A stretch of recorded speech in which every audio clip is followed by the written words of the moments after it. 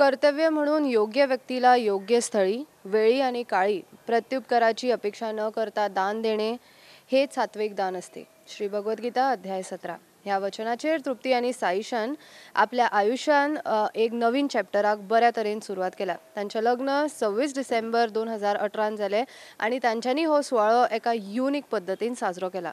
चला तर तांकां मेळुया. कशा तरेन तुमी तुमचे लायफाचो येदो व्हडलो स्टेप असो युनिक तरेन सेलिब्रेट केलो?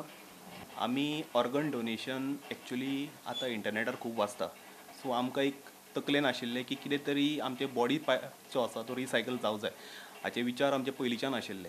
सो अरावंड 5 years बॅक आमी GMCन एक केल्लेली, तेन्ना आमी आमचे आय प्लेज केल्लो दोगांयनी मेळोन. ओके, सो वी थॉट की बाबा बाकीच्या स्टेटान आमी पळयल्लें की खूब जाणांनी अशे इनिशिएटीव घेतलेले आसा. सो आमकां दिसलें की आमचें लग्न आमी करतले म्हणून. सो हाचेर आमी सुरू केलें. ह्याच निमित्तान जेन्ना आमी रोटरी आय बँकाचे चेअरमॅनाक जेन्ना मेळ्ळे, मिस्टर विजय प्रियोळकर सर, तांच्यांनी आमकां सांगलें की गोंयान हें फर्स्ट टायम जाता म्हणून. And it was also first thing for us की अशें आमकां खबर नाशिल्लें की हें फर्स्ट टायम जाता म्हणून. सो दे वर ऑल्सो हॅप्पी आनी आमकां एक मदीं आनीक उत्सुकता मेळ्ळी की कितें तरी नवीन आसा तर करुया म्हणून. आमच्या गोंयान एज्युकेटेड पीपल खूब आसा, मात खंय ना खंय बारीक ते केन्ना टायम मेळना किंवा केन्ना विचार असो स्पेशल करूंक पावना. सो आमी एक दवरलें की एक इजी गेटवे दवरुया म्हणून. तातूंतल्यान लोकांक एक संदी मेळटली की बाबा ते आमी प्लेज करूं शकता म्हणून. And we need this kind of domino effect की फाल्यां म्हाका पळोवन जर आनीक 4 जाणांनी जर केलें गोंयच्या स्टेटीन, then I will be more happy. प्रत्येक गजालीन एक सर्टन क्रिटिसिजम आसतातूच. क्रिटिसिजम किंवा डिस्करेजमेंट म्हणच्या सावून एक मातसो भंय कसो आसता की बाबा समाज एक कशें घेतले काय म्हणून.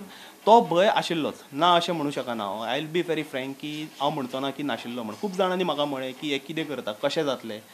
सो मात तूं एक जर मनान जर एक धरता की बाबा आमी अशें कितें तरी करुया, जर तुज्या मनान आसा जाल्यार there are people who come to support also. आतां म्हजे फ्रेंड्स आशिल्ले, म्हजे फॅमिलीनूय म्हजे कितले आशिल्ले, मामा काका, हे सगळ्यांनी म्हाका खूब हेल्प केलो की इवन ताच्या फॅमिलीन सुद्दां. तर ताच्या सुवाळ्याक नाना म्हणल्यार 50च्या वयर लोकांनी आपले दोळे दान करपाचे प्लेज घेतला. तो म्हणटा आपल्या भशेन आनी 1-2 जाणांनी असोच प्रस्ताव फुडें व्हेलो जाल्यार ताजो एक मोठो सक्सेस. तुकाराम मराठे बरोबर अपर्णा बडिगर, प्रुडंटा खातीर.